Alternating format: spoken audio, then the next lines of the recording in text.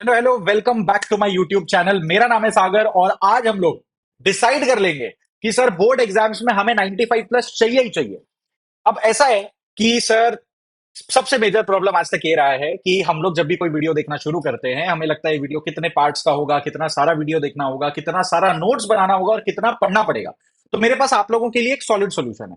आप लोग इतना दिमाग लगाओ ही मत। एकदम सिंपल बात है। अभी ऐसा है कि मैंने क्या किया, मैंने एक बवाल चीज आप लोगों के लिए डिजाइन किया है और वो है ढेर सारे बुक्स, है ना। बट इसमें से दो आपके लिए है और वो है क्लास 12 का, एक तो इकोनॉमिक्स और एक है दूसरा बिजनेस स्टडीज। तो मैं आज बात करूंगा थोड़ा सा इकोनॉमिक्स का और बिजनेस स्टडीज का, और फिर आप वीडियो कंटिन्यू कर सकते हैं वॉच करना। तो ऐसा है कि हमारे ढेर सारे बुक्स लॉन्च हुए हैं, लेकिन सबसे बड़ा प्रॉब्लम ये होता है कि सर मैं कोई बुक का नाम नहीं लूंगा, but if you go for any reference book, it is approximately 500 pages, 600 pages, and it becomes a task, a very big task in order to revise everything just before the exam. तो बच्चों का रहता है कि sir क्या case study पढ़े, क्या करे क्या करे क्या करे, मतलब कंसेप्ट तो बहुत पीछे छूट जाता है, प्रैक्टिस क्या करे, एमसीक्यू क्या करे, इतना टेंशन ही नहीं लेना। तो कंसेप्ट को लेकर, सिर्फ और सिर्फ कंसेप्ट को लेकर एकदम कंसाइज एस बनाया गया है हर एक पर्टिकुलर सब्जेक्ट्स के लिए, हर एक particular level of class 11 12 CA foundation तक के लिए, ताकि आप विद इन 100 पेजेस, ये तो 100 पेज की भी किताब नहीं है, मैं मजाक नहीं कर रहा सर, आप गिन सकते हैं, मतलब सेकंड्स लगेंगे आपको ये गिनने में। This is approximately 70 pages. आगे पीछे अगर मैं लूं ऐसे तो 35 पेज का होगा ये content. Sir this is, that's it, this is your entire business study syllabus, this is your entire economics का syllabus. Yes sir, your macro and your ID.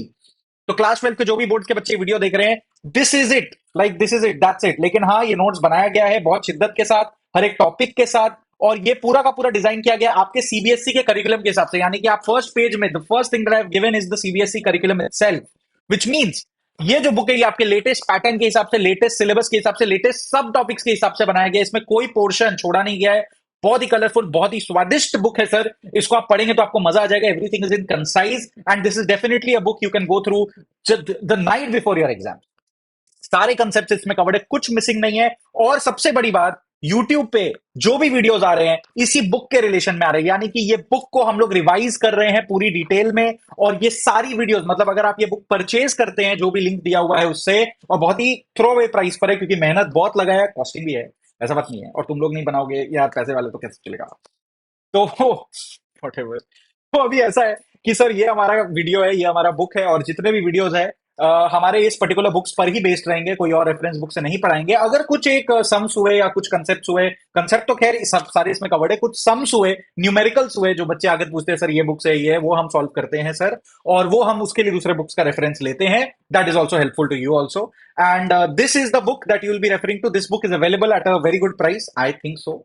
And link दिया हुआ है डिस्क्रिप्शन में, जाओ इसको परचेज करो और उसी से पढ़ते रहो, है ना। प्लीज इसका पीडीएफ मत मांगना, बहुत मेहनत और बहुत शिद्दत के साथ बनाया गया ये बुक्स, बहुत टाइम लगा। काफी टाइम से मुझे वेट था ये अनाउंस करने का यूट्यूब पर कि हमारे बुक्स आ चुके हैं। And all these books are available for sale and you will find the link in the description. अब जाओ, तोड़ दो, एकदम गंद मचा दो, और भैया जितना हो पाए उतना मार्क्स ले आओ। ठीक है, tata bye bye, all the best, जय हिंद। चलिए, welcome back to this amazing book called S, written by प्रख्यात author Sagar Jain, and then we will continue. And today we are going to, अच्छा बीओपी अपना खत्म हो गया था लास्ट क्लास में, so today we are going to continue with forex. अच्छा message में भी यही लिखा था ना, how do I forget, I don't know. चलो ठीक है, तो मैं स्टार्ट करता हूँ फॉरेक्स। आइए सर, इतना हम लोग पूरा डिस्कस कर लिए थे, और आज हम लोग ये एक दूसरे से वादा किए थे, मतलब मैं खुद की तन्हाई को वादा किया था कि मैं फॉरेक्स स्टार्ट करूंगा आज, इसीलिए मैंने फॉरेक्स रखा है टेबल पे। वरना क्या होगा ना, ये यूनिट रह जाता। If I wanted today I could have started with money and banking, but I just felt कि लास्ट क्लास में we were on this international area, ये खत्म कर लेते। चलो भाई स्टार्ट करते हैं फॉरेक्स के साथ, ठीक है। फॉरेक्स का फुल फॉर्म फॉरेन एक्सचेंज। ऐसे फॉरेक्स का ब्रेकअप क्या होगा, फॉरेक्स को हमेशा आप लोग नोटिस करेंगे मैं कैपिटल में लिखता हूं, और इनफैक्ट बुक्स में भी कैपिटल में दिया रहता है, that is because it is short form. Forex is not literally a word, it is a term, दोनों में डिफरेंस है। तो अभी आप ऐसा सोचो कि हम लोग फॉरेक्स को बेसिकली डिनोट क्या करते हैं, foreign exchange, right. But when foreign exchange comes to mind, तो हमारे माइंड में क्या आता है, ऐसा कोई कंपनी होगा या ट्रांजैक्शन होगा जो रुपी को डॉलर में कन्वर्ट करेगा। फॉरेन एक्सचेंज का लिटरल मतलब क्या होता है, फॉरेन का करेंसी को एक्सचेंज करना। So when you look at the word forex, maximum people think that it is all about changing dollar to rupees, pound to rupees, euro to something like that. It is not that. Foreign exchange here is referring to two things. One is the foreign exchange terminology related to currency, and the second one is the foreign exchange related to goods and services. ये दोनों का बात ये इस chapter में होगा, ठीक है। तो एक्सचेंज का बात हो रहा है, तो एक्सचेंज तो पैसा का भी हो सकता है और गुड्स का भी हो सकता है। तो सर वो डिपेंड करता है सर, आप किसी भी कॉन्टेक्स्ट में इसको पढ़ाई कर सकते हो, राइट। देख लीजिए definition, forex refers to the rate at which one currency is exchange for the other. ये तो इसका प्रिंसिपल मीनिंग है, ये तो इसका मतलब ये फॉरेन एक्सचेंज का मतलब ये हो गया, करेक्ट है। लेकिन इस चैप्टर में हम लोग देखेंगे goods and services, imports exports का भी एकदम डिटेल में बातचीत हुआ है। स्टार्ट करूं मैं? अच्छा, why is forex important nowadays to study? देखो हम लोग का ये पूरा डिटेल में पढ़ाना हो चुका है, याद रखिएगा, अभी रिवीजन चल रहा है, so I will have to speed it up, but if you have a doubt you please ask.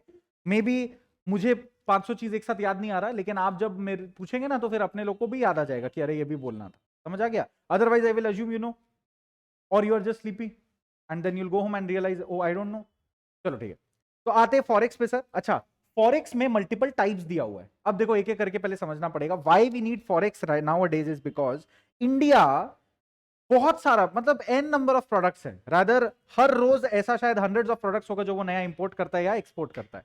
तो आप लोग भी इस चीज में पढ़ेंगे, और कहीं ना कहीं सर हमारे जो स्टूडेंट्स होते हैं, हमारे जो बैचेस होते हैं, उसमें कोई ना कोई बच्चा तो होता है जिसका पापा या जिसकी मम्मी इंपोर्ट या एक्सपोर्ट का काम करती है। तो आप लोग भी कल का ट्रेडर बन सकते हैं। So it is better to have knowledge today than tomorrow, right?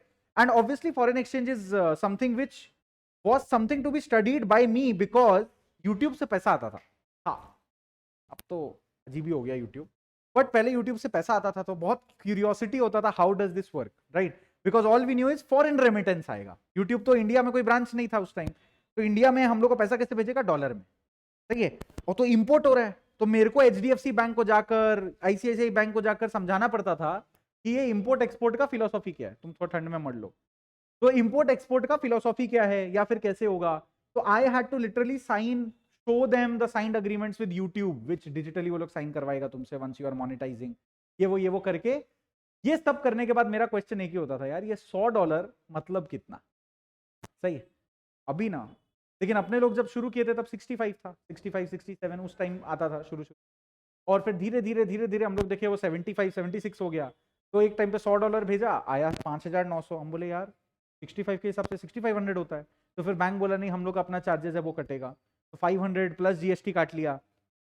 ऐसा कुछ कुछ होता था, कुछ पहले तो और भी बहुत सारे टैक्सेस कटते थे, धीरे धीरे कम हो गया।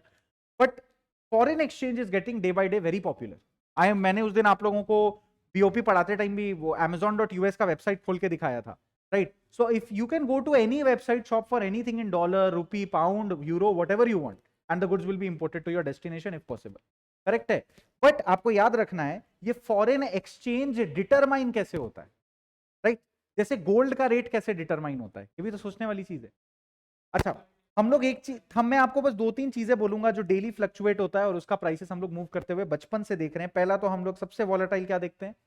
शेयर्स। उसी तरीके से हम लोग एक देखे थे क्रिप्टो करेंसी, एक हम लोग देखे शेयर्स, और क्या देखें आप लोग? जिसका देखो गोल्ड, सिल्वर, कोई भी टाइप का प्रेशियस मेटल होता है, PM लिख देते प्रेशियस मेटल्स, वो प्राइस मैटर करता है। अभी स्टील का प्राइस उतना अपने लोग को मैटर नहीं करेगा, लेकिन वोलेटाइल तो वो भी है, लेकिन गोल्ड सिल्वर क्योंकि वो बहुत ज्यादा प्रेशियस है तो हम लोग उसको ज्यादा पत्ता देते हैं, एज अ ज्वेलरी हम लोग उसको वेयर करते हैं। केमिकल्स भी होता है, केमिकल का कमोडिटी मार्केट है, एवरीथिंग हैज अ मार्केट, ठीक है। यहां तक कि चावल दाल भी आप खरीद सकते हो, but that's not the point. The point is कितना वॉलेटिलिटी है। तो ये सारा चीज में वॉलेटिलिटी बहुत ज्यादा है, ठीक है। गोल्ड कम वॉलेटाइल है, शेयर्स काफी वॉलेटाइल है, क्रिप्टो तो मत ही पूछो, 24 घंटा मार्केट चालू है ना। और एक चीज है जो बहुत वॉलेटाइल है और वो है foreign exchange, right? So we have always kind of kept these things as a volatile thing in our mind. Whenever you buy gold, you know the value will change. Whenever you buy shares, you know the value will change. You want it to change. And whenever you buy foreign exchange, you should be well aware that the value will change. But the real question is, how does forex का value go up or go down? समझ आ रहा है? आप मेरे को बताइए, market में कोई भी चीज का दाम बढ़ता क्यों है? डिमांड। सबको पता है एक वर्ड, डिमांड होगा तो उसका प्राइस भागेगा। एक सेकंड, अगर डिमांड ज्यादा है तो सप्लाई भी ज्यादा दे दो ना, प्रॉब्लम क्या है? सप्लाई क्या अनलिमिटेड हो सकता है कभी भी किसी भी दुनिया में? हमेशा resources are limited, hence the supply is also limited. But if the demand keeps going up then the price will also start to increase because of law of supply. भाई जो एंड यूजर, जो producer है, वो अपना price increase करेगा कि demand अच्छा आ रहा है, और कंज्यूमर को कुछ बहुत मजा आ रहा होगा तभी इतना प्राइस दे रहा होगा। You understand? तो सर प्राइस का हवा हम ही लोग क्रिएट करते हैं।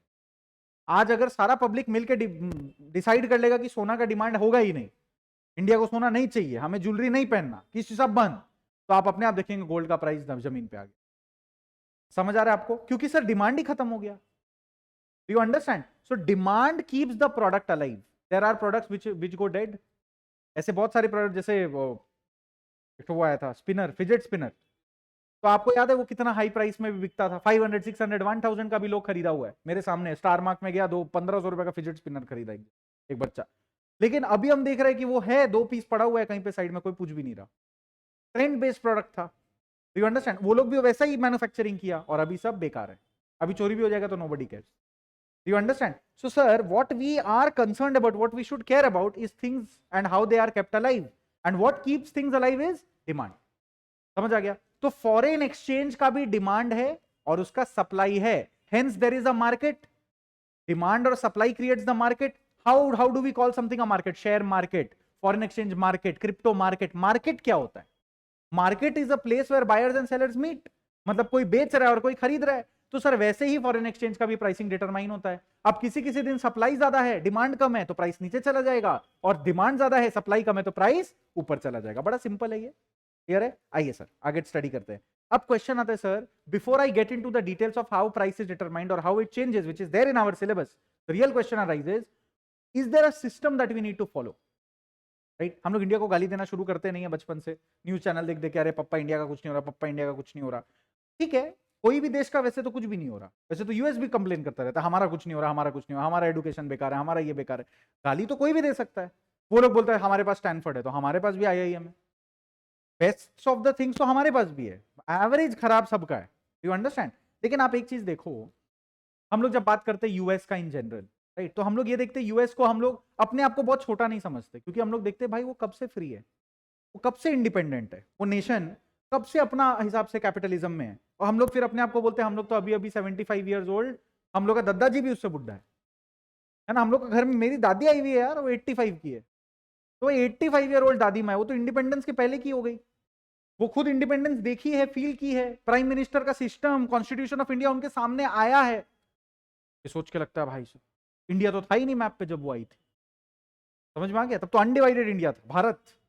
तो अपने लोग अगर ये चीज सोचेंगे, तो हम लोग ये देखते हैं इंडिया को ब्लेम क्यों नहीं करते हम लोग, क्योंकि there is a system in place. And the worst the best system that we studied India has adopted, that is mixed economy system. So then our studies got easier. Oh, why? That is why labor सस्ता है, that is why poverty है, because mixed economy है। वैसे ही sir अभी हम लोग अगर जान लेंगे फॉरेक्स को पढ़ने के पहले कि सर कौन सा सिस्टम इंडिया अडॉप्ट किया हुआ है, तो हम लोग उसको बेटर समझ पाएंगे। But we are studying macro. भाई पॉवर्टी है बोल के मिक्स्ड इकोनॉमी चूज की है, and that also keeps it in the loop only ना, because the rich get richer, poor get, but in socialist economy इतना पुअर पॉवर्टी नहीं आता, उसको रिचर सेक्शन में पुश कर दिया जाता है। there's a loop obviously। हाँ हाँ हाँ, there has to be। The poor people only get benefit till they are below the poverty line. Once you are above the poverty line, the benefit is snatched.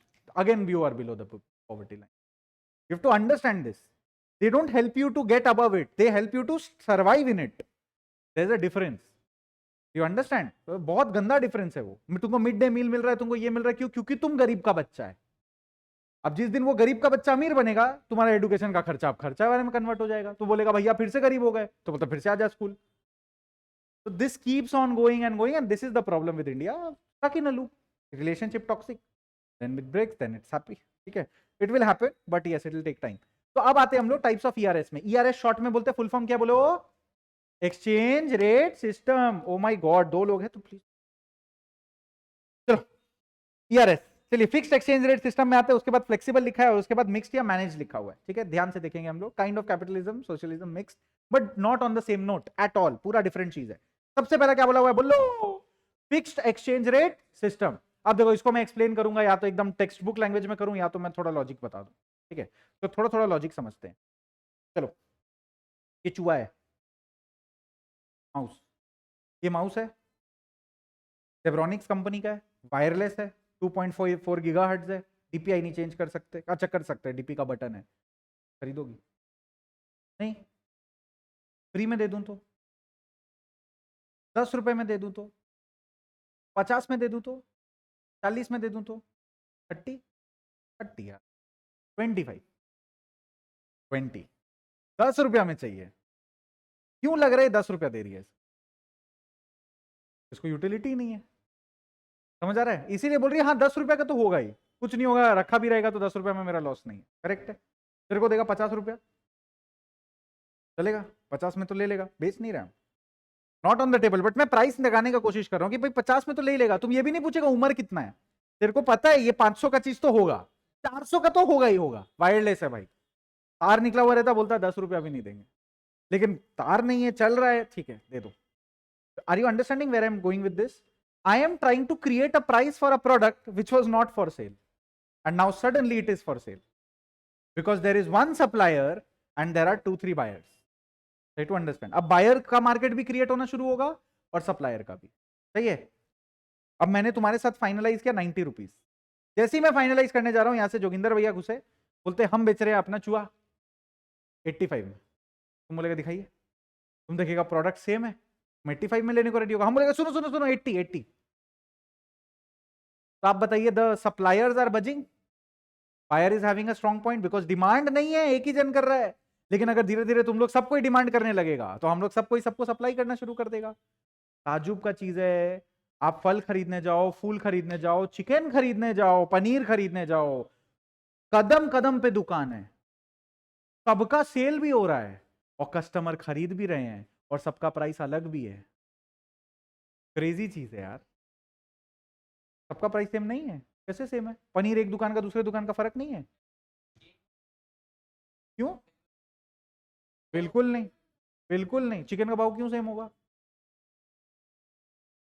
एकदम भी नहीं।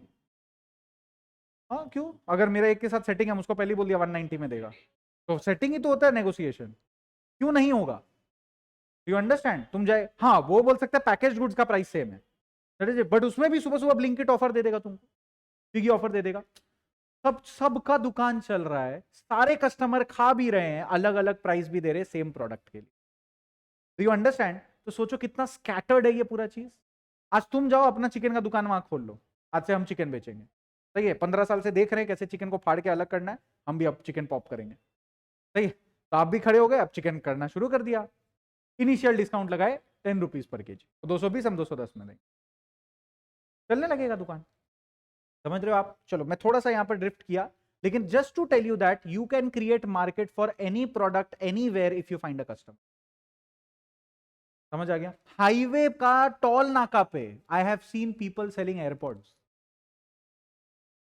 Earphones और headphones बेचने लगता है, हाँ ईयरफोन्स बेच रहा है रैंडमली, टोल नाका पे रुका हुआ है, रात मेरे साथ हुआ है यार, तारापीठ जाते अभी परसों का बात बता रहे हैं, आई एम गोइंग देयर, शाम का 6:30-7 बज रहा था, एंड 7-8 टोल के आगे टोल प्लाजा पे लाइन लगा हुआ है, आदमी आता है, दादा एयरपोर्ट्स, तो व्हाट भाई, लेजिट मेरा भाई मेरे पास ये मेरा एयरपोर्ट से सेम दिखता हुआ एयरपोर्ट, एक डेमो पीस भी खोल के दिखा रहा है, बोलते चेक करिए पूरा सेम ओरिजिनल, बोला मेरे पास पॉकेट में ओरिजिनल है, बोलता है इसे पकड़ेंगे, तो बात तो सही, पकड़ में तो नहीं आ रहा है, आपको बात को समझ, 2-3 फीचर छोड़ के पूरा सेम था भाई, 3000 से शुरू किया था, 1100 में तो खुद बोल दिया था, देना ही नहीं था मेरे को, हम बोला हम गधा, हम 30,000 दिया है इसका, तो तेरे को हम नहीं दे रहा कुछ, otherwise if it actually matches the sound quality I am ruined, I feel like a फूल।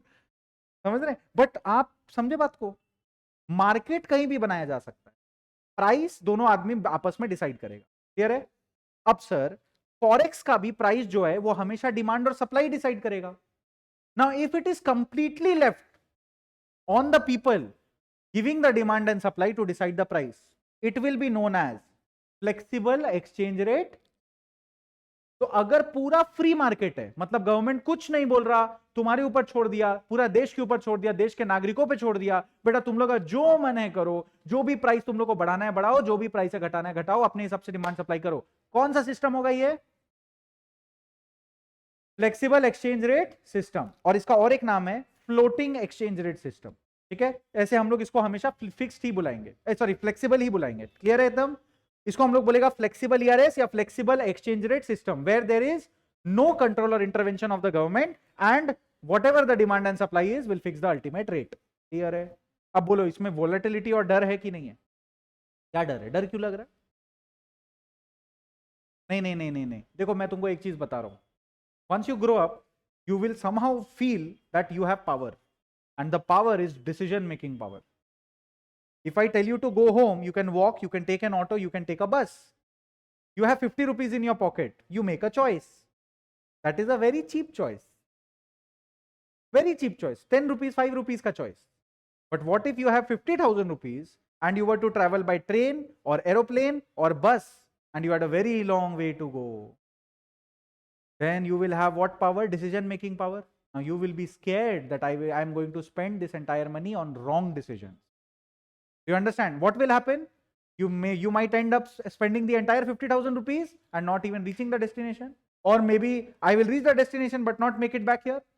ऐसा कुछ कुछ होने लगेगा. तो आपको पहले से प्लानिंग करना पड़ता है ना. इंडिया वहीं पर है. इंडिया को ज्यादा भरोसा करके हम लोग आगे बढ़ा सकते हैं, छोड़ सकते हैं उसको, लेकिन कहीं ना कहीं जाके केस खराब हो जाएगा.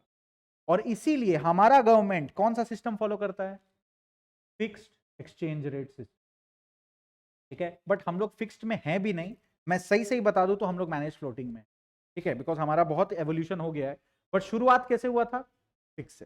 ठीक है, फिर से मैं बता रहा हूं, हम लोग हैं मैनेज में. कहीं ना कहीं हम लोग हमेशा से मैनेज में रहे हैं, बट फीलिंग हमेशा किसका आया है? फिक्स्ड. अब पता है फिक्स्ड में क्या होता है? अब मैं आपको एकदम सिंपल तरीके से बताता हूं. अभी नहीं है ना, एक टाइम पे था. For a period of 3 months 4 months stabilise हो जाता था. हाँ, स्टेबिलाइज कर दिया जाता था. 65 चलेगा कुछ महीना के लिए. So people had more confidence, right. लेकिन अब एक चीज समझो, ये फिक्स होता कैसे? मेरा ये डिमांड है और ये मेरा सप्लाई है. Basic diagram of demand and supply. ये मेरा डिमांड है downward sloping, supply is upward sloping. लड़ाई हो रहा है और अभी मेरा इक्विलिब्रियम कहां पर है? यहां पर. ठीक है, चलो मान रहे थे हम लोग का equilibrium price of foreign exchange is let's say $1 equal to 85 rupees. चलेगा? $1 कितना है? 85. इतना मेरा ऑटोमेटिक हो रहा है. इंडियन गवर्नमेंट बोला कि जो इक्विलिब्रियम प्राइस है इट शुड बी 100. किसने डिसाइड किया ये? कौन से गवर्नमेंट ने? यूएस गवर्नमेंट ने कि इंडियन गवर्नमेंट ने?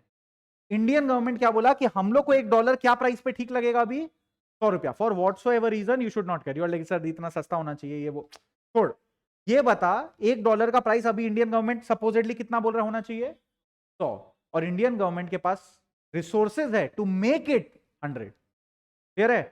तो आप बताइए टेक्निकली मेरा डिमांड और सप्लाई का इक्विलिब्रियम कहां होना चाहिए?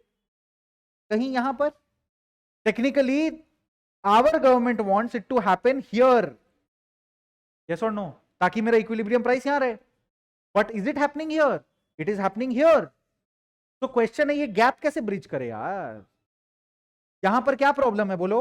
यहां पर 100 रुपया में बोलो क्या प्रॉब्लम है? 100 रुपया में क्यों नहीं खरीद रहा? डिमांड कम है और सप्लाई ज्यादा है. तो सर इक्विलिब्रियम कैसे हिट कराएं? सर उसके लिए तो मुझे अपना डिमांड को खींच के यहां ले जाना पड़ेगा और यहां लाइन टानना पड़ेगा ताकि यहां पर क्या हो जाए? इक्विलिब्रियम. होगा ना? तो क्वेश्चन आता है, ये गैप ट्रैवल कौन करेगा? ये इतनी ज्यादा क्वांटिटी परचेज कौन करेगा? तो पता है कौन करेगा? आरबीआई. सेंट्रल गवर्नमेंट के अंदर में कौन आता है? आरबीआई. और आरबीआई बोलेगा I will purchase this quantity to make the equilibrium price of foreign exchange equal to ₹100. ये ₹15 का गैप आरबीआई बोला मैं ब्रिज करूंगा. तो बोला ठीक है, तो तुम डिमांड करेगा अपना करेंसी? बोला हाँ, मैं डॉलर को डिमांड करूंगा. ओ माय गॉड, कैसे डिमांड करेगा? खरीदना पड़ेगा. तो सर आरबीआई के पास इतना पैसा है जो पूरा देश का एक साथ डॉलर का रेट बढ़ा सकता है या घटा सकता है? Answer is yes. और वो पैसा कहां छुपा है पता है? एक रिजर्व है और उसका नाम क्या है? और बोलो ये फॉरेक्स रिजर्व कहां से आया? ये आया पिछले चैप्टर से, बैलेंस ऑफ. तो बैलेंस ऑफ पेमेंट से आरबीआई के पास क्या बनना लगता है? Forex reserve. फिर वो इसी फॉरेक्स रिजर्व को यूज करता है to stabilise the rate in the market to keep it at a certain level. हमारे पास डॉलर आना चाहिए, एक्सेस से कोई मतलब नहीं. मैंने क्या बोला था?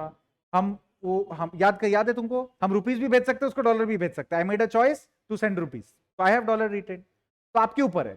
तो आप डॉलर का फॉरेन एक्सचेंज रिजर्व यूज करोगे to buy dollar, to demand dollar and make the rate 100.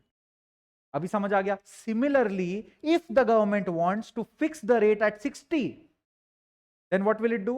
It will start to supply in a fashion. It will start to supply in a fashion so that the equilibrium comes here. समझ आ रहा है आपको? ये सारी चीजों को आपको समझना है और make the demand in a fashion that it comes here. Either way, it will try to make forcefully some adjustment so that the price is fixed at 60 or 100 and not at the natural equilibrium which is 85. अभी समझ आया आपको? अगर ये आपका system है जहां पर आरबीआई बोल रहा है या आपका गवर्नमेंट का बैंक बोल रहा है यही रेट चलेगा, तुम लोग जो करना है कर लो, हम लोग रेट यही रखेंगे, तब सर हम लोग उसको कौन सा रेट सिस्टम बोलेंगे? Fixed exchange rate.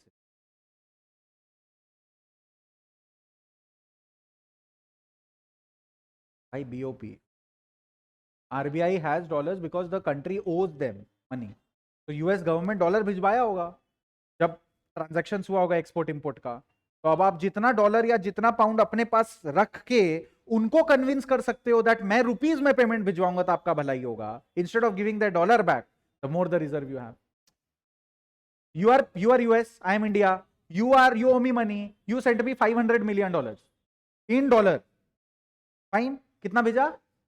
500 मिलियन तुम मेरे को भेजा, आधा बिलियन डॉलर तुम मेरे को भेजा, मेरे पास 500 मिलियन है. अभी नेक्स्ट टाइम मेरे को तेरे को 200 मिलियन देने का है. मैंने बोला भाई I have to convince you, I convinced you, I am sending you $200 million in rupees and not dollars. That way I will be left of lesser of rupees in my forex reserve because forex reserve is not meant to be my own balance, domestic balance. It's meant to be foreign balance. And I gave you 200 million worth का rupees.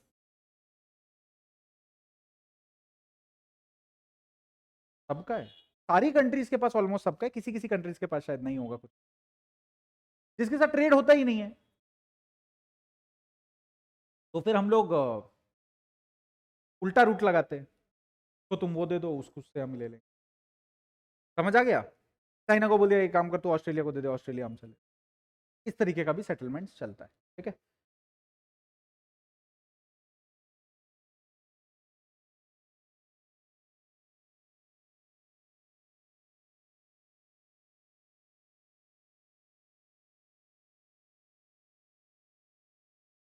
How will the forex, अरे बाबा ठीक है, तुमको क्या करना है? Rate बढ़ाना है कि घटाना है?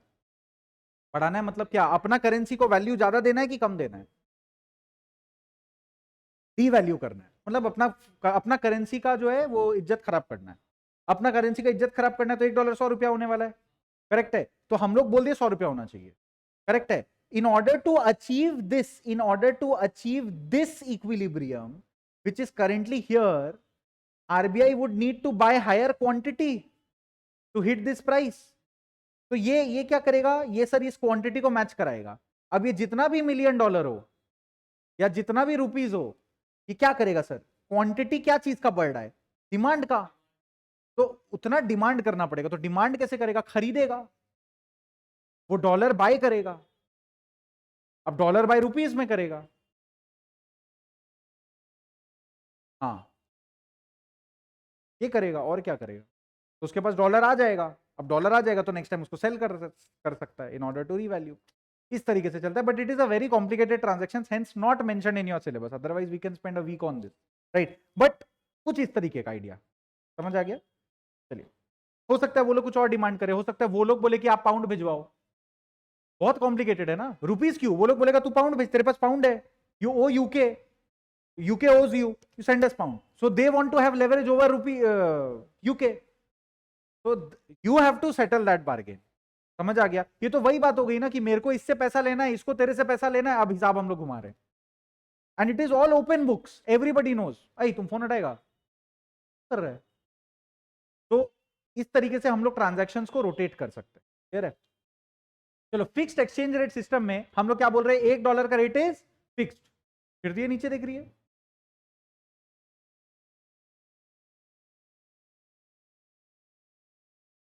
Exchange rate is fixed. Second क्या लिखा हुआ है? टू इंक्रीज और decrease is in the hands of government. क्या क्या इंक्रीज और डिक्रीज? रेट इंक्रीज डिक्रीज करना किसके हाथ में? Government. How? Through foreign exchange reserve. Clear है? अब यहां पर देखो क्या लिखा हुआ है? When exchange rate becomes week, मैंने अभी बोला $100 हो गया, तो गवर्नमेंट देखो क्या करेगा? Buys foreign currency. राइट? और उसके बाद otherwise if exchange rate is strong, तो फिर वो क्या करेगा? सेल करने लगे. ठीक है? तो ये एक है फिलोसॉफी. अगेन इसका डेप्थ में आपको जाने का जरूरत नहीं है. This is not a question that you will B, I am so sure it was given, hence I wrote, because out of curiosity पता होना चाहिए. But what you can do is write for a 1 mark answer that the government will make adjustments through foreign exchange reserves which were created during the process of BOP. चलेगा? आगे आ जाए, rate to be determined on external standard. अच्छा हाँ, rate कैसे determine करेगा government को? कैसे पता क्या रेट सही है, या किसको साक्षी मानते हुए हम लोग रेट को डिटरमाइन करेंगे? तो यहां पर बोला अग्नि को साक्षी नहीं मानेंगे हम लोग, किसी एक प्रेशियस मेटल को साक्षी मानेंगे.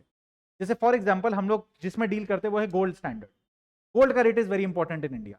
तो RBI has a lot of gold, physical wealth gold, like practically lockers है जहां पर गोल्ड ठूस ठूस के भरा हुआ है इंडिया के. ठीक है, आरबीआई के पास अपना लॉकर फैसिलिटीज है जहां पर आरबीआई वो माइन किया हुआ गोल्ड को रखा है, ब्रिक्स एंड ब्लॉक्स रखा हुआ है, प्रॉपर कॉइन्स गोल्ड पूरा एकदम सजा हुआ है, वो रूम में घुसे सोना सोना सोना जैसा इमेजिन करो एकदम वैसा ही है, हाईली सिक्योर्ड है. समझ में? ऐसा नहीं उसका लोकेशन किसी को नहीं पता और वो अभी डॉन 3 मूवी में आएगा, ऐसा नहीं है. लेकिन पता है लोकेशन कहाँ है ये, बट हेवीली गार्डेड है. ये वही बात हो गया, सोना यहाँ है, चांदी यहाँ है, देख लो, लूट सको तो लूट लो, वैसा वाला हिसाब है, वैसा ही है. तो सर यहाँ पर हम लोग देख रहे हैं rate to be determined on external standard parity value. अच्छा, अब यहाँ पर देखना है ये जो एक्सटर्नल स्टैंडर्ड होता है ना, इसको हम लोग और एक नाम दिए क्या? Parity value. इसीलिए हम लोग इसको और एक नाम बोलते हैं मिंट पार ऑफ एक्सचेंज. ठीक है, just a name has been given, parity value. Parity value मतलब किसी एक्सटर्नल स्टैंडर्ड का वैल्यू लेना है. ठीक है, अब हम लोग जो फॉलो करते हैं या किए हैं कभी पास्ट में, that is mint par of exchange. ठीक है, मिंट पार ऑफ एक्सचेंज या गोल्ड स्टैंडर्ड मतलब गोल्ड को साक्षी मानते हुए we are, for example India में तुमसे पूछा गया 1 ग्राम गोल्ड का दाम कितना, तो फॉर एग्जांपल हमने बोल दिया 5000. 24 कैरेट गोल्ड बहुत महंगा है बाय द वे, मैं बस एग्जांपल ले रहा हूं. तो आपने बोल दिया 24 कैरेट गोल्ड का 1 ग्राम एट 99.99% प्योरिटी इज 5000 रुपीज. तो पूछा यूएस में 24 कैरेट गोल्ड का 1 ग्राम का दाम कितना है, तो वो लोग अपना डिमांड और सप्लाई का इक्वेशन बोला. गोल्ड का रेट हम लोग इंटरनेशनल स्टैंडर्ड पे डिटरमाइन नहीं करते, गोल्ड तो हम लोग डोमेस्टिक पे डिटरमाइन करते हैं. गोल्ड का रेट कैसे निकलता है सर? Domestic demand supply. तो डोमेस्टिक डिमांड सप्लाई हम लोग पूछा यूएस में अभी कितना चल रहा है, यूएस का वेबसाइट में क्या बोला 1 ग्राम प्योर गोल्ड कितने का, तो वो लोग बोला लेट्स से $10. सही है, तो आज का रेट गोल्ड का कितना है यूएस में? $10. और यहां पर 1 ग्राम का कितना है? 5000. तो हम लोग बोल दिए $10 इक्वल टू 5000 आज के लिए. तो ये कितना बन गया? $1 इक्वल टू 500 रुपए. मैं बस एक एग्जांपल दे रहा हूं, आपको आइडिया लग गया? इस तरीके से we can do the calculation. This is known as mint power of exchange और gold standard. A very safe, sound, and because gold is a precious metal which is kind of always in demand, that is why it has been trusted. हम लोग fixed पर ही हैं, fixed पर हैं, लेकिन हम लोग ये फिक्स्ड पर अभी डिटरमाइन कर रहे हैं कि रेट कितना होगा.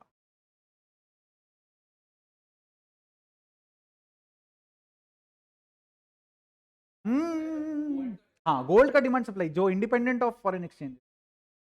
हाँ, तो फिर that is suppose to be a more clearer way of determining rate. क्यों? Flexible is not concern about any parity value. Flexible में गोल्ड सिल्वर कुछ नहीं आता. फ्लेक्सिबल बोलता है बेटा ये रहा डॉलर, कितने में लेगा? भाई बात डॉलर का हो रहा है. If you base the dollar on gold you are under fixed only. समझ में आ रहा है? एक सेकंड. ये कैलकुलेटर है, ठीक है, ये कैलकुलेटर मेरे को मार्केट में बेचना है. अब इसका डिमांड सप्लाई का बात नहीं हो रहा है, हम लोग बोल रहे हैं कैलकुलेटर का रेट पता है कैसे डिटरमाइन होगा? ये प्रोडक्ट का price. This is called parity. Do you understand? इसका इससे कोई मतलब ही नहीं है. गोल्ड का तुम्हारा नोट करेंसी से क्या मतलब है? समझ आ? तुम्हारा फॉरेन एक्सचेंज से क्या मतलब है? गोल्ड का डॉलर से कोई रिश्ता नहीं है, तुम बना रहे हो वो रिश्ता. Do you understand? If I were to, मतलब तुम थोड़ा आइडिया लगना शुरू हो जाएगा तुमको. अभी तुम ऐसा बोल दिया फॉर एग्जाम्पल गोल्ड हटाओ, मैं इसको और वियर्ड कर देता हूं. हम लोग बोल दिए तो अच्छा, वही तो बात है ना, प्रोडक्ट गोल्ड को छोड़ के कुछ सूट नहीं करता. This is the problem. If I want to let's say 1 kg cotton, cotton which variety? 1 kilo cotton का जो दाम इंडिया में है, 1 किलो कॉटन का जो दाम वहां पर है, कंपेयर कर लो. अच्छा, आप मेरे को एक बात बताओ, मैं एक बहुत सिंपल एग्जांपल ले रहा हूं. मैगी लिए, एक पैकेट यहां पर कितना है? 14 रुपया. और मैगी यूएस में गए और पता चला एक कितना पड़ रहा है हम लोग को? बोला $2. तो अब आप सोचो, इज $2 इक्वल टू 14 रुपया? तो can I take any product? ये तो मजा आ जाएगा हम लोग को. ये तो जीत गए हम लोग, मोदी जी महान। 1 रुपया 7 रुपीज में $1, इकोनॉमी बूम कर जाएगा। लेकिन मैगी को बेसिस बना सकते हैं क्या? और रियलिटी क्या है? $2 का मतलब सर है 170 रुपीज, और 170 rupees is not equivalent to 14 rupees sir. तो मैगी को साक्षी मानते हुए ट्रेड्स नहीं कर सकते, समझ आ रहे? तो किसको माने सर? ऐसा स्टेबल चीज को मानना पड़ेगा पैरिटी। इसलिए प्रेशियस मेटल में किसको चूज किया गया? Gold, which makes sense because gold technically denotes how rich और how poor a country is. समझ आ गया? Gold is a very good way to जज because gold is very limited also. हाँ, तो गवर्नमेंट खुद रेट बना सकता है, तो गवर्नमेंट खुद रेट नहीं बनाकर अगर वो बोल दे कि हम लोग गोल्ड को मान लेंगे, ताकि पूरी इंडिया इज टू ब्लेम। सुबह सुबह निर्मला सीतारमन जी उठी, फिनेंस मिनिस्टर, बोलती है आज आज रेट 85, क्यों? शिव जी आए थे सपने में, वो हमको बोले हैं। तो ये इन्फ्लुएंस हो सकता है ना एक आदमी का, ये पूरा इंडिया ऐसे नहीं चल सकता। कोई एक लॉजिकल एक्सप्लेनेशन होना चाहिए। तो हम लोग किसको किसको मानते हैं? हम लोग गोल्ड। मैं बस एग्जांपल दे रहा हूं, अभी क्लैरिटी मिला। अब बाजू में क्या लिखा हुआ है? पेगिंग। तो पेगिंग अलग चीज है, तुम डिसाइड ही नहीं कर पा रहे गोल्ड, सामने वाला कंट्री बोलता है नो नहीं चलेगा गोल्ड, तो तुम बोलते हो छोड़ो यार। हम लोग का तो WTO भी एस्टैब्लिश हो गया, world trade organisation, global standards है हमारे पास दुनिया का सब कुछ है। आज का डेट में we don't exactly need gold. सही है? ठीक है, तुम्हें इतनी ठंड लग रही है, घूम रही आगे घूम रही, कंफर्टेबल हो जाएगी, फिर मोबाइल लेके बैठ, क्यों करें हम मेहनत? चलो सुनो, अब मैं अगर बात करूं पेगिंग का, तो एक पेग वो जो कुछ इस तरीके का दिखे, बट वो वाले पेग का बात नहीं हो रहा। कौन से पेग का बात हो रहा है? सर पेगिंग का मतलब यहां पर ये होता है, तुम चाइना बन जाओ, चाइना बन जाओ, तुम बांग्लादेश बन जाओ, आ रहा है, तो अपने लोग चाइना ले लेते और इसको बांग्लादेश ले लेते और मैं इंडिया बन जाता हूं। एग्जाम्पल दे रहे, मैंने बांग्लादेश को बोला दीदी, हम भी दीदी तुम भी दीदी, can't we just trade using gold?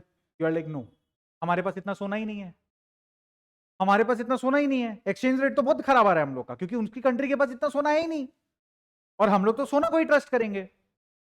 ये बोली नहीं तो फ्लेक्सिबल कर दो। हमने बोला पागल हो, तुम्हारा कंट्री को हम लोग एक दिन में खरीद लेंगे, फ्लेक्सिबल कर दोगे तो? बोला तब हम डिटरमाइन नहीं कर पा रहे। बोला ठीक है, तुम किसके साथ ट्रेड करते हो? तो उसने बोला हमारा चाइना के साथ पूरा ट्रेड फिक्स्ड है, चाइना हम लोग के साथ देखो कितना सुंदर तरीके से ट्रेड करता है। बोला ठीक, तो तुम लोग का चाइना के साथ रेट डिटरमाइंड है ना, मेरा भी चाइना के साथ रेट डिटरमाइंड। तो फिर मैंने आप लोगों का सिंपली एक कन्वर्जन चार्ट बना दिया, समझ आ गया? Indian rupee equal to China का इतना, येन इक्वल टू तुम्हारा कितना। अभी समझ में आ गया? अब आप लोग का फ्लक्चुएशन होगा तो मेरा भी फ्लक्चुएशन होता रहेगा। This concept is known as pegging, where we are not on terms of dealing of currency, but because you have relation with a common country, we can come to a conclusion. समझ आ गया? तो हम दोनों को कोई contract sign करने का जरूरत नहीं है, हम लोग उसको साक्षी मान लेंगे, इसका कॉन्ट्रैक्ट साइन कर ले। भाई पेगिंग इज कॉम्प्लेक्स, बट ठीक है ना, मतलब हाँ ये बहुत बहुत मुश्किल है, और सबका नहीं ले सकते पेगिंग, एक ही कंट्री को लेके करना होगा। ये अपना इंटरनेशनल लॉज है कि भाई हम बोल दिया, हम एक काम करें, हम चाइना के हिसाब से भी रेट लगा देते हैं आपका, यूएस के हिसाब से भी रेट लगा देते हैं, यूके की नहीं लेगा, ट्रेड WTO अलाउ नहीं करेगा। WTO बोलेगा, वर्ल्ड ट्रेड ऑर्गेनाइजेशन बोलेगा एक कंट्री को पेग कर, नहीं तो हम तो एडवांटेजेस पोजीशन में रह जाएगा हमेशा। हम बोलेगा लोएस्ट रेट जिसका है उसके थ्रू हम लोग ट्रेड करेगा, वो रेट को मानते हुए, वो सब नहीं कर सकते। करेक्ट, या तो गोल्ड स्टैंडर्ड पे अग्री कर जाओ, और वो भी नहीं है तो फिर दूसरा कंट्री से अग्री कर जाओ। समझ में आ गया? कुछ भी हो सकता है। अब डॉलर भी भाई कभी ना कभी पैक करता ही है, थोड़ी ना सारा कंट्री के साथ यूएस का डीलिंग हो रहा है। समझ आ रहा है? अब यूएस बोल दिया हम नहीं डील करेगा तालिबान के साथ, समझ में आ गया? लेकिन तालिबान डील कर रहा है बांग्लादेश के साथ। एग्जाम्पल ले रहा हूं मैं,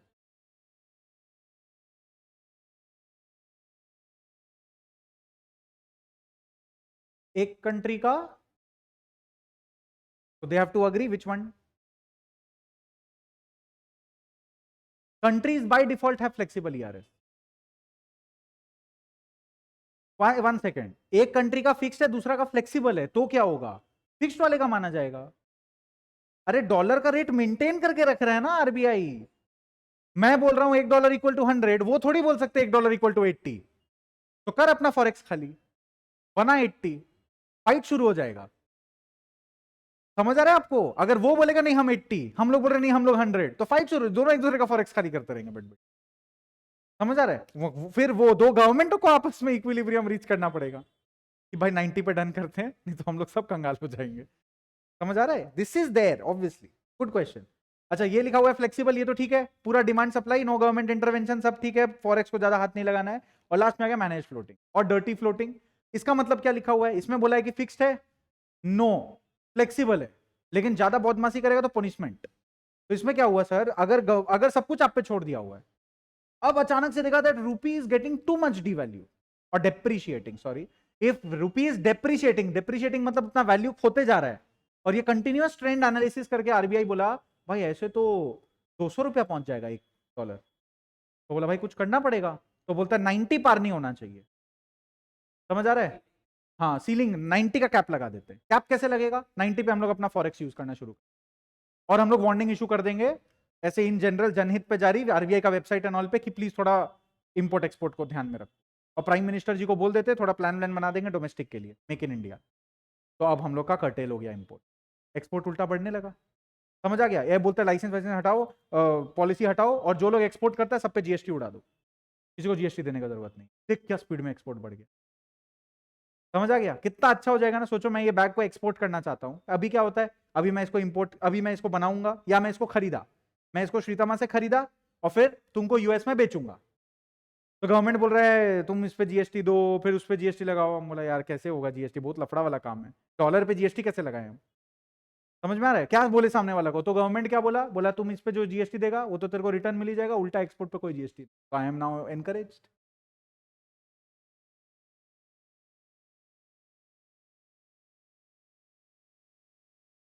हाँ, करते रहना चाहिए ना, हमेशा अपर पोजीशन रहेगा। In general export is good. तो जरूरत क्या है भाई? जरूरत तो $1 इक्वल टू ₹1, जब तक वहां नहीं पहुंचता करते रहो एक्सपोर्ट, प्रॉब्लम है, होगा नहीं ना। अच्छा छोड़ो। डर्टी फ्लोटिंग क्या लिखा हुआ है? Exchange rate is determined by market forces sometimes when the government feels that depreciation और डिप्रिसिएशन, मतलब रूपी को कंट्रोल करना है, उसका नेचर को, डॉलर का रेट को स्टेबिलाइज करना है, सिर्फ तभी वो इंटरफेयर करेगा। क्लियर है? लेकिन again here nothing is fixed. अब सर रेट कितना फिक्स करेगा गवर्नमेंट? अब उसका मन है वो पेग करके एक बार फॉर्मूला बना देगा, या तो फिर वो मिंट पावर ऑफ एक्सचेंज लगा देगा, या तो फिर कमिटी बैठाएगा, डिसाइड करेगा कितना होना चाहिए। क्लियर है? Done done done done done. आइए sir, determination of equilibrium exchange rate in a free market. दिख गया सुंदर डायग्राम एकदम, डिमांड सप्लाई, खच खच खच खच, डायग्राम कंप्लीट। ठीक है, इधर में हमारे पास इक्विलिब्रियम, ये ई आर मतलब इक्विलिब्रियम रेट है, और ई क्यू मतलब इक्विलिब्रियम क्वांटिटी ऑफ डॉलर है। ठीक है, स्टडी आप लोग डॉलर के हिसाब से करेंगे, एग्जाम में जाके उस्तादी नहीं करेंगे कि सर ने मेरे को ये वाला करेंसी के बारे में भी पता है, हम तो ऐसा कुछ लिख के आएंगे सर। ये सब आप नहीं कर सकते बैठ के। ठीक है, हम पाउंड बना के आ गए सर, क्यों करना है? जब डॉलर और रुपीज का अच्छा रिश्ता नाता है तो उसी पे रेफर करिए। ठीक है, ज्यादा कर लिखने का चक्कर में गड़बड़ हो जाएगा। तो रेट ऑफ डॉलर आपको जैसे पता है, दिस इज कॉमन सेंस, फिर भी आई रिपीट वंस। डिमांड कैसे काम करता है सर? जितना ज्यादा रेट उतना डिमांड कम, और जितना कम रेट उतना डिमांड ज्यादा। लॉ ऑफ डिमांड है ये, एकदम सिंपल है। Don't consider currency a very high kind of a calibre thing, just consider it like a product. तो अभी माल खरीदने जा रहे हैं, तो कोई भी माल खरीदेंगे, दाम ज्यादा रहेगा तो क्वांटिटी कम ही हो जाएगा ना मेरा। तो वो लॉ ऑफ डिमांड यहां काम कर रहा है, एकदम सिंपल है। Done, downward sloping. और सप्लाई, अब जो बेच रहा है उसको ज्यादा दाम मिलेगा तो ज्यादा क्वांटिटी सप्लाई करेगा, कम दाम मिलेगा तो कम क्वांटिटी सप्लाई। क्लियर है? अब आपने बोला सर प्राइस हम लोग एकदम कम कर लेते, रेट रेट एकदम कम कर लो सर, तो उस रेट पे सर डिमांड तो बहुत हाई हो जाएगा, लेकिन सप्लाई देने वाला कोई है ही नहीं, तो इक्विलिब्रियम में गैप तो बहुत ज्यादा रहेगा ना। लेकिन जब मैंने प्राइस यहां पर लाया तो मैंने देखा कि हम लोग सेम पॉइंट पर अग्री कर रहे हैं, क्लैरिटी मिल रहा है। So rate should be in such a manner that both the parties are okay with it. हो गया clear? Determination of equilibrium exchange rate. अच्छा ये, अच्छा यहां पर अब हम लोग डिटर्मिनेशन में वेरिएशंस पढ़ेंगे। तो यहां पर हम लोग पहले चेंज इन डिमांड करके देखेंगे, फिर चेंज इन सप्लाई करके देखेंगे, और अगर मन हुआ लास्ट में तो चेंज इन बोथ भी कर सकते हैं। लेकिन अभी के लिए चेंज इन डिमांड और सप्लाई पढ़ लेंगे, बोथ इमेजिन कर लेंगे। ठीक है, इसको प्लीज आप लोग एक बार गो थ्रू करो, तो हम कॉफी का 2-4 चुस्की मारे, कर कर गो थ्रू कर।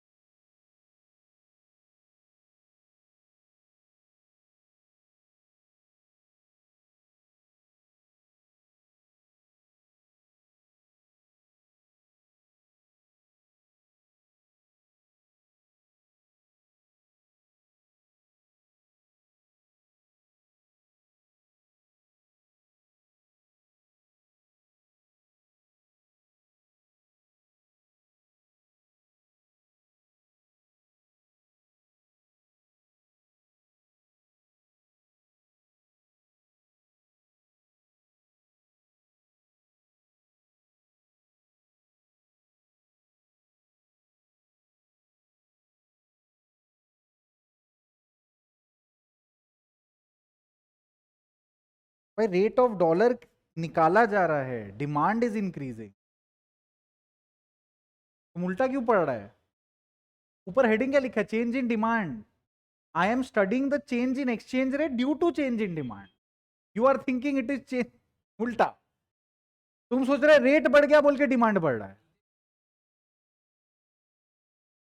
अरे भाई मेरे, राइट साइड में क्या लिखा है पहले पढ़, बस बात खत्म। When there is increase in demand, तो when there is increase in demand क्या होगा? ये ग्रीन वाला जो लाइन तुम देख रहा है स्क्रीन पर, ये ऊपर जाएगा। What do you mean by there is an increase in demand? This entire demand curve has shifted rightward. So now my equilibrium point is here. Because the equilibrium point is here, the rate has increased and the quantity has also increased.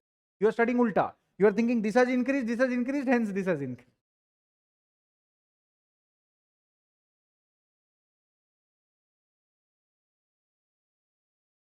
भाई तो पहले ही बोला ईयर माने rate, vertical axis is rate, this is quantity. What are you thinking? P Q, P Q R S T बचपन में पढ़ाए थे, अल्फाबेटिकल ऑर्डर में जाता है पी क्यू, प्राइस क्वांटिटी. तो प्राइस की जगह यहाँ पर रेट लिखेंगे, प्राइस ऑफ डॉलर नहीं लिखते, रेट ऑफ डॉलर लिखते इसीलिए. और इधर में क्वांटिटी बचपन से. You can check any diagram of micro economics, you will find this. You want me to show you a diagram?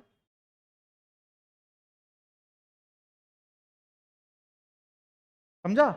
This जो आप पढ़े हैं अभी, ये जो चार वेरिएशन जो मैंने आपको पढ़ने बोले, बड़ा स्टूपिड है, बड़ा इजी है. एग्जाम में आपको ये याद नहीं रहेगा.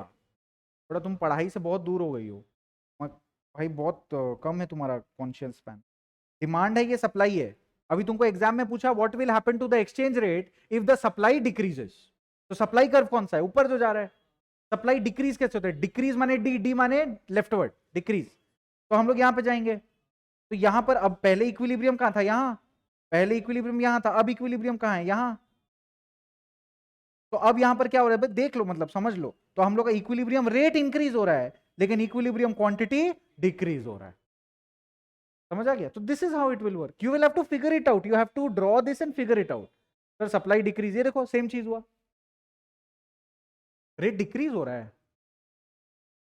नहीं नहीं नहीं नहीं सॉरी, ये शिफ्ट इन डिमांड कर गया, ये वाला था. समझ आ गया?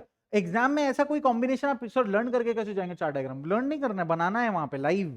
तो बनाना आना चाहिए. पहले डिमांड सप्लाई का बेसिक बनाया, फिर बोलो ना क्या बढ़ा क्या घटा, निकाल लेंगे. समझ आ गया? याद रखना एक डॉटेड रखना. डॉटेड रखने से क्या होता है, नहीं तो खुद ही अपना लाइन तारते रहोगे बैठ के, ये क्या हो गया. हम लोग तो यहाँ कलर्स यूज कर रहे हैं तो समझ में आ रहा है. एग्जाम में तो तुम एक कलर से करेगा, तुम तो खुद ही पागल हो जाएगा. हमें पता, हम ऐसे ऐसे लोग को देखे कहीं का कोई पॉइंट जोड़ देता है. इक्वली ये है, ये पता नहीं क्या जोड़ के बैठ जाएगा, ये वाला पॉइंट से ऐसा कुछ बना देगा, कुछ कर देगा. समझ? आई have seen people draw diagrams like, मैंने ये डायग्राम बनाने दिया, पता है कैसे बनाना शुरू करते हैं? कुछ कुछ 11 के बच्चे मैंने नोटिस किया, ये लोग बनाते हैं ऐसे, जैसे कोई स्ट्रक्चर बना रहे हो. ऐसे बनाएंगे, फिर ऐसे बनाएंगे.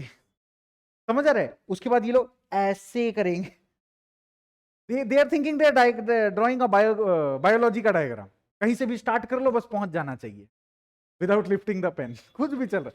तो ऐसा नहीं करना है, पता है ऐसे ऐसे ऐसे ऐसे, समझ में आ रहा है? You should know the logic, otherwise you will draw a diagram instead of a graph. Clear हो गया? ये सब याद नहीं होगा, ये सब मालूम होना चाहिए. ठीक है, इसका मैकेनिज्म समझ में आ गया, कोई दिक्कत नहीं है ऐसा.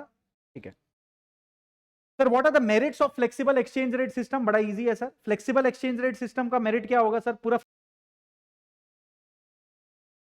सुनो रे, दिक्कत हम बता रहे हैं. There is some fault in explanation and I figured it out. Sir इसको चेंज करके फिक्स्ड करिए,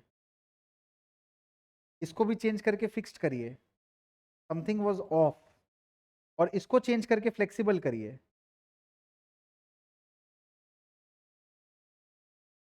फर्स्ट मेजर करेक्शन भाई. So happy that I am human. चल भाई, प्लीज वो अदला बदली करिए टॉपिक का. अब बेटर एक्सप्लेनेशन बैठेगा. ठीक, दोनों फिक्स्ड को काट के फ्लेक्सिबल कर लो, दोनों फ्लेक्सिबल को काट के फिक्स्ड कर लो.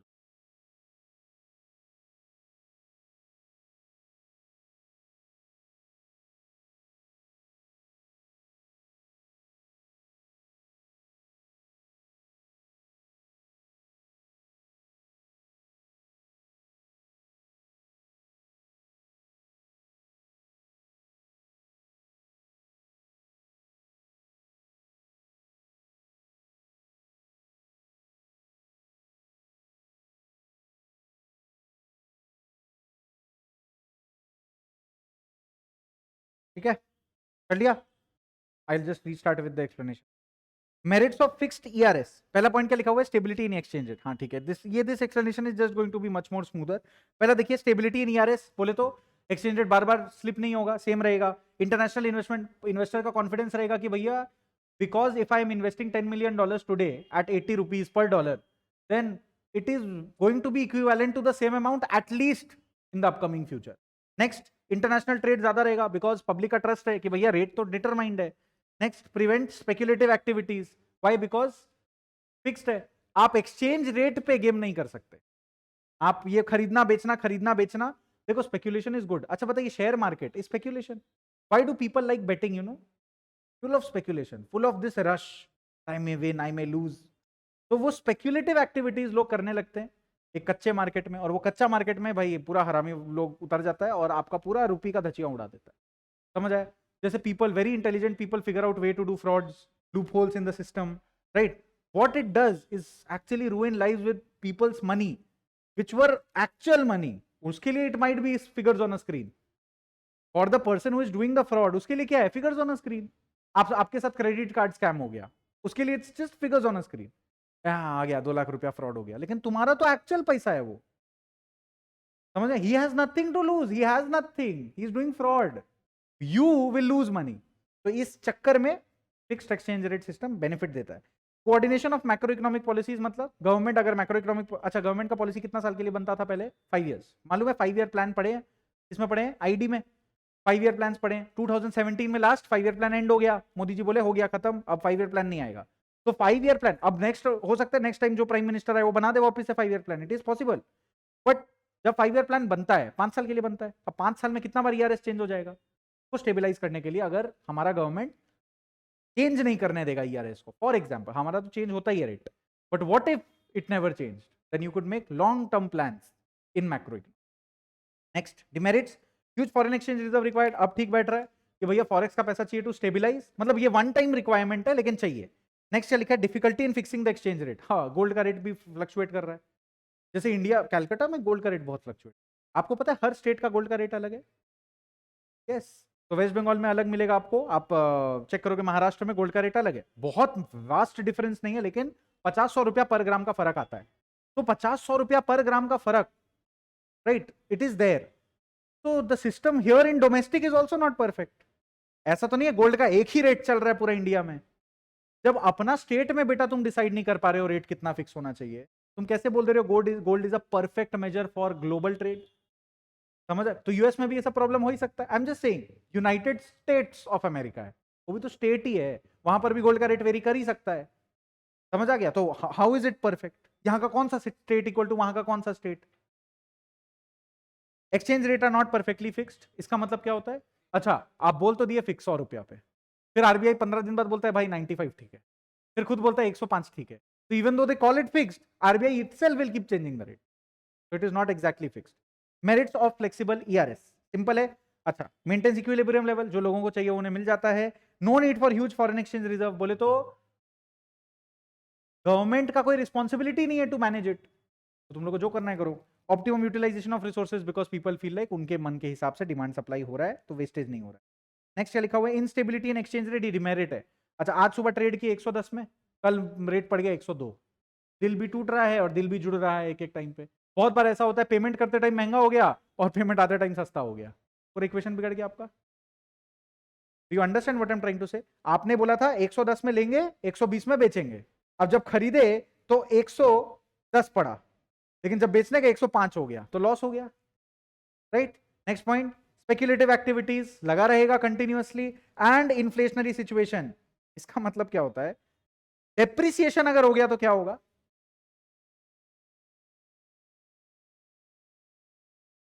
रुपीस का वैल्यू अगर कम हो गया तो टेक्निकली एक्सपोर्ट बढ़ना चाहिए, ये गलत लिखा हुआ है ना। Increase in imports due to, अरे डेप्रिसिएशन अपना नहीं, डेप्रिसिएशन ऑफ लिख लो आगे, फॉरेन करेंसी।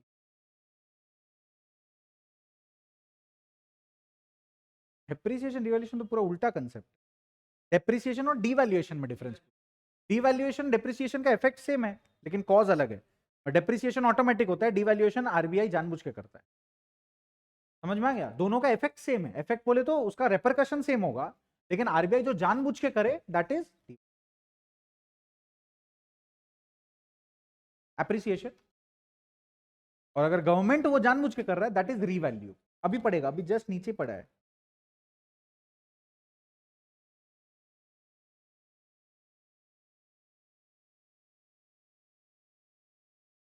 क्यों लो रे?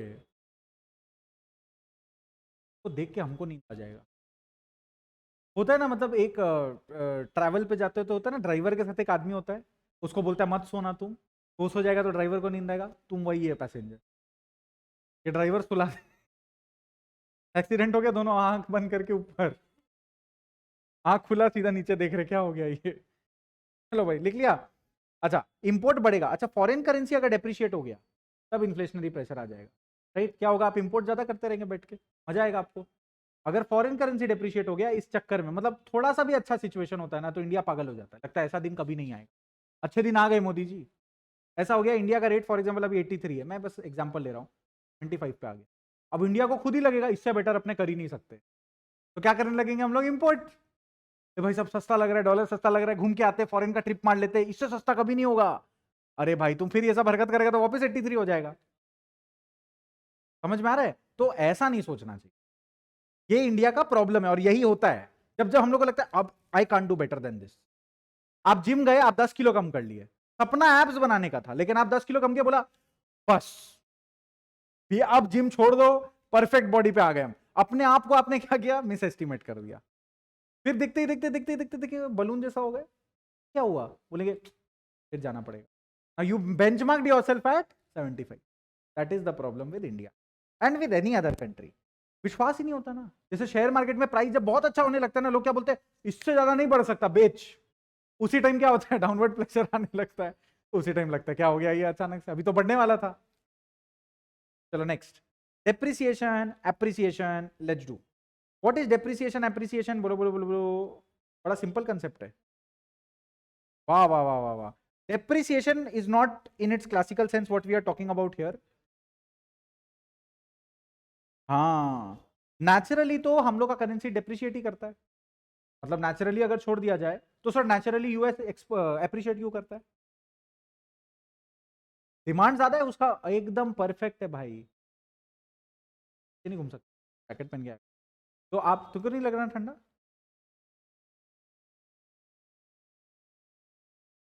ठीक है,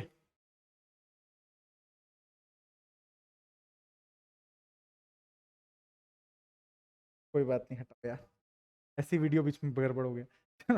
डेप्रिसिएशन एप्रिसिएशन, करेंसी डेप्रिसिएशन के बारे में दिया। अच्छा देखो, जो चीज ऑटोमेटिकली खराब हो जाए उसको क्या बोलेंगे? डेप्रिसिएशन। और जो चीज जानबूझ के खराब किया जाए उसको क्या बोलेंगे? प्रीतम, सॉरी, हम लोग बोलेंगे उसको डीवैल्यूएशन। ये अच्छा लगा मुझे। तो devaluation is depreciation done deliberately. जरूर ऐसी कोई बात रही होगी जो अपना करेंसी का खुद वैल्यू घटाना पड़ा, right? And appreciation is something which happens automatically, मतलब अपने आप हमारा करेंसी का वैल्यू अच्छा हो रहा है due to flexibility. But if you want to make it look good, then the government can also raise the bar and call it revaluation. समझ आ गया? फिर से मैं बोल रहा हूं, जब वैल्यू नीचे जाए डेप्रिसिएशन, अपने आप जा रहा है तो डेप्रिसिएशन, गवर्नमेंट जानबूझ के अपना करेंसी को बदनाम कर रहा है, डिवैल्यूएशन। अपना करेंसी अपने आप अच्छा हो जाए, appreciation. Opposite of depreciation appreciation, clear है? और अगर जानबूझ के अच्छा किया जाए रिजर्व को टच करके, तो उसको क्या बोलेगा? रीवैल्यूएशन। तो यहां पर री जो है बहुत लोग को याद नहीं आता, तो याद करने का कोशिश करिए, इजी है। नहीं छोड़ेंगे अभी, पागल है क्या?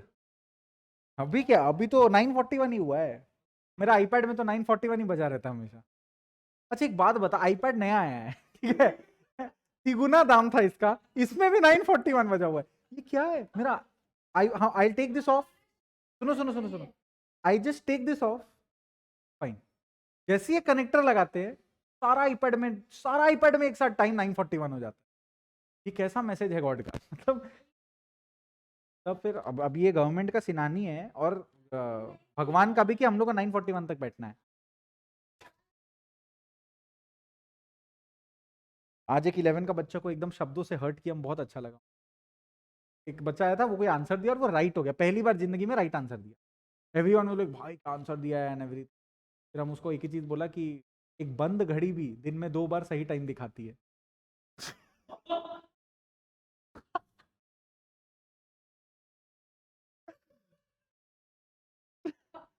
उसके बाद हमको नहीं लगता भाई वो मेरे से कभी बात करेगा।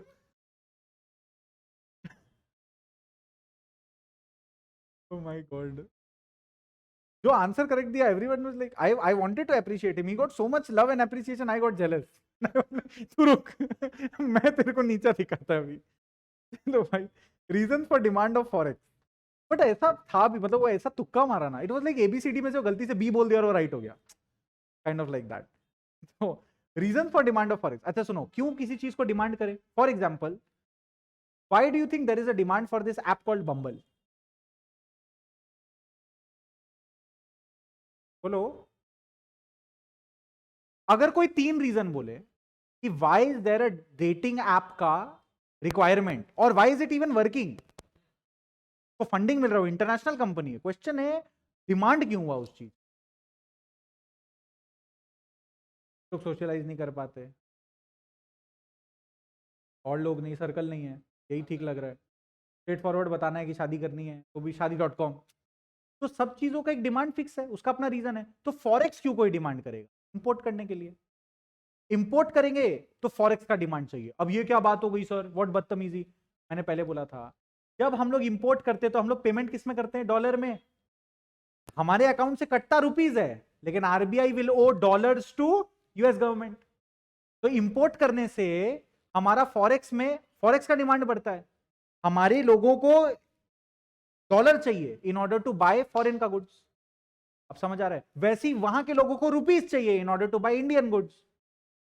ठीक है, port of goods and services पहला। दूसरा क्या लिखा हुआ है? Trading in currency speculation. ये तो बहुत इजी है।